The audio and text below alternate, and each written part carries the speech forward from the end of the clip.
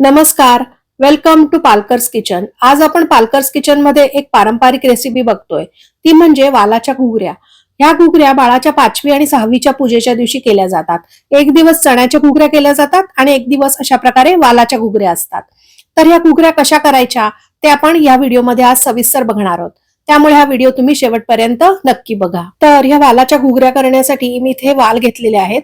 ते साधारण 8 ते 10 तास मी भिजत घातले होते आणि भिजवल्यानंतर त्याला हलकेसे मोड येईपर्यंत ठेवले होते.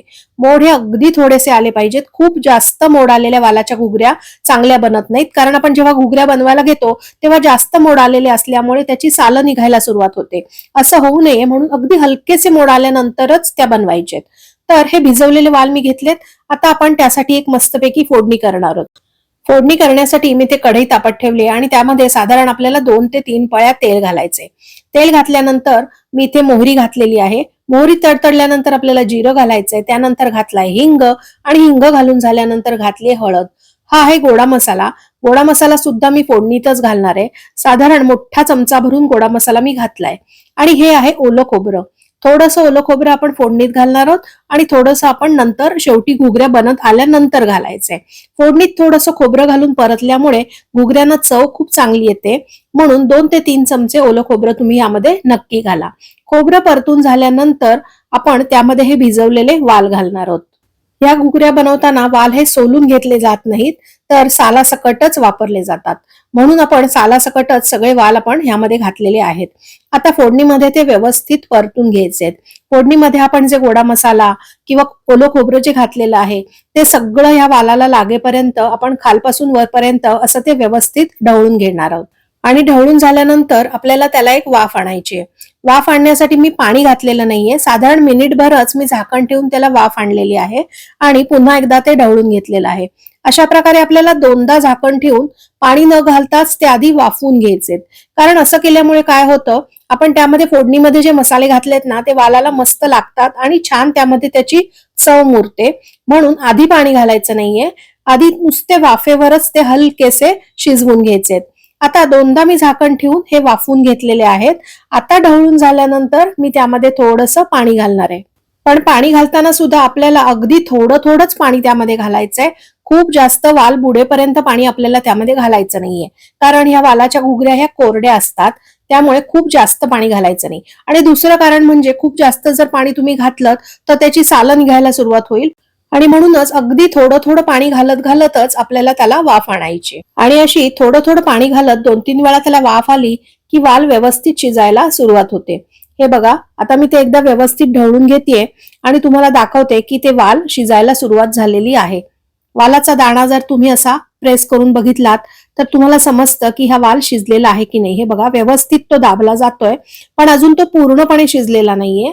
त्यामुळे साधारण 70 ते 80% वाल शिजला की मग आपण त्यामध्ये बाकीचे जिन्नस घालायचे. आता मी घातला इथे गूळ आणि गूळ घालून झाल्यानंतर इथे चमचाभर चिंचेचा कोळ सुद्धा घातलाय. चिंचेचा कोळ मी चमचाभरच घातलाय, खूप जास्त काही घातलेला नाहीये. आणि हे आहे लाल तिखट. जेव्हा 5वी-6वीच्या दिवशी ह्या वालाच्या घुगऱ्या प्रसाद म्हणून जेव्हा केल्या जातात तेव्हा मात्र त्यामध्ये खूप जास्त तिखट वापरलं जात नाही. थोड्याशा हलक्याशा सौम्य चवीच्याच त्या केल्या जातात. पण तुम्ही एरवी जर करणार असाल खायला तर तुम्ही त्यामध्ये तुमच्या चवीनुसार तिखट थोडंसं जास्त सुद्धा घालू शकता. त्यामध्ये आपण गूळ तर घातलेलाच आहे, चिंचेचा कोळसा घातलेला आहे, त्यामुळे आंबट गोड थोडीशी तिखट अशी चव त्याला खूप चांगली लागते. आता परतून झाल्यानंतर पुन्हा मी थोडंसं त्यामध्ये पाणी घातलंय आणि पुन्हा एकदा त्या ढवळून घेणार आहे. ढवळून झाल्यानंतर मी त्यामध्ये चवीनुसार मीठ घातलेलं आहे. मीठ हे आपण वाल शिजत आल्यानंतरच घालायचंय. खूप आधी मीठ घातलं तर वाल शिजायला जास्त वेळ लागतो. मीठ सुद्धा आपल्याला ढवळून घ्यायचंय. आणि आता मी त्यामध्ये घालते हे वगळून ठेवलेलं ओलं खोबरं. थोडंसं ओलं खोबरं आपण फोडणीमध्ये घातलं होतं आणि थोडंसं आता शेवटी घालायचंय. आणि ही आहे बारीक चिरलेली कोथिंबीर. खोबरं आणि कोथिंबीर सुद्धा आपण व्यवस्थित एकदा ढवळून घेऊया. आता या वालाच्या घुगऱ्यांमध्ये जेवढे जिन्नस आपल्याला घालायचे होते तेवढे सगळे घालून झालेले आहेत. आपण त्यामध्ये गूळ वापरलाय, गोडा मसाला वापरलाय, चिंच वापरलीये, ओलं खोबरं सुद्धा आहे. या सगळ्याचं कॉम्बिनेशन अतिशय सुंदर लागतं.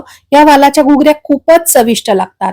पण आता हे सगळे पदार्थ त्यामध्ये व्यवस्थित मुरावेत म्हणून पुन्हा एकदा शेवटी आपल्याला त्यामध्ये थोडंसं पाणी घालायचंय आणि पुन्हा एकदा त्याला 3 ते 4 मिनिटं चांगली दणकून वाफ आणायची आहे. त्यामुळे काय होईल, त्यामध्ये आपण ज्या सगळ्या विविध चवी घातलेत ना, त्या सगळ्या छानपैकी त्यामध्ये मुरतील आणि या वालाच्या घुगऱ्या अतिशय चविष्ट बनतील. हे बघा, आता त्याला वाफ आलेली आहे आणि या वालाच्या घुगऱ्या आता तयार आहेत. आपण सालासकट वाल शिजवल्यामुळे साधारण त्याला 20 ते 25 मिनिटं तरी शिजायला लागतात. आता मी तुम्हाला दाखवते. हे बघा, वालाचा दाणा पूर्णपणे शिजलेला आहे. अशा प्रकारे तुम्ही हाताच्या सहाय्याने दाबून बघा आणि खात्री करून घ्या की वाल शिजलेले आहेत की नाही. जर तुम्हाला वाटलं वाल शिजलेले नाहीयेत तर पुन्हा एकदा त्याला वाफ आणा. तर अशा प्रकारे आज आपण बनवलेली पारंपरिक वालाच्या घुगऱ्यांची रेसिपी तुम्हाला कशी वाटली? आवडली का? जर हा व्हिडिओ तुम्हाला आवडला असेल तर या व्हिडिओला लाईक आणि शेअर नक्की करा. आणि हो, चॅनलला जर अजून सबस्क्राईब केलं नसेल तर हा चॅनल सुद्धा सबस्क्राईब जरूर करा. आपण पुन्हा एकदा भेटूया अशाच एका मस्त व्हिडिओमध्ये. तोपर्यंत बाय बाय.